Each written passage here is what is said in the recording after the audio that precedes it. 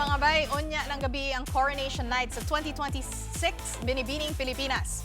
Ug James Reid ug Maha Salvador nagpasampol sa mga angay natong atangan sa ilang upcoming primetime serye nga Someone Someday nga matanaw dinhi sa Kapatid Network.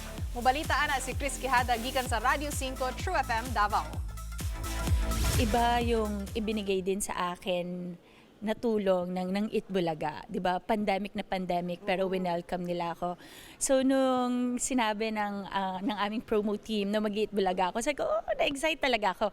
Lalo na parang mas na-excite ako kasi it's their anniversary also.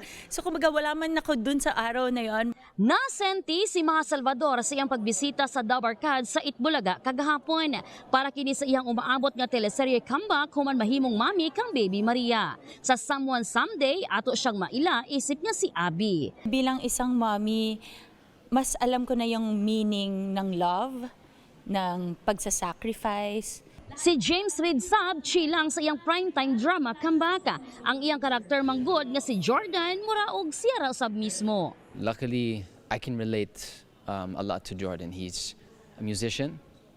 He's a bar owner, so he's also a businessman. Check. Yeah, check on both accounts.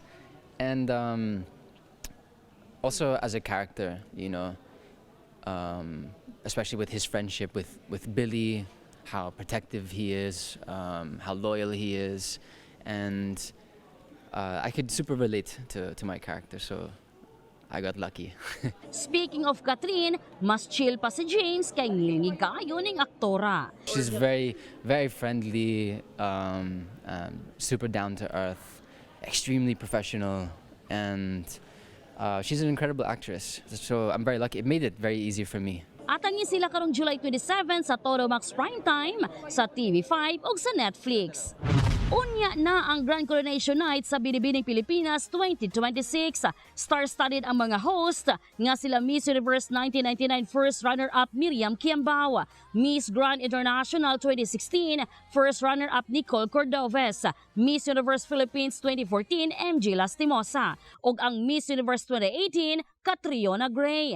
Aduna pa special participation ang reigning Miss International ug Miss Globe Queens ug ang performances gikan sa Alamat ug kang Jericho Rosales ug kang Kyle Echari. Karong gabi ina kana sa Smart Araneta Coliseum. Kapatid para sa 1PH, Chris Quijada, Radio 5 True FM Davao.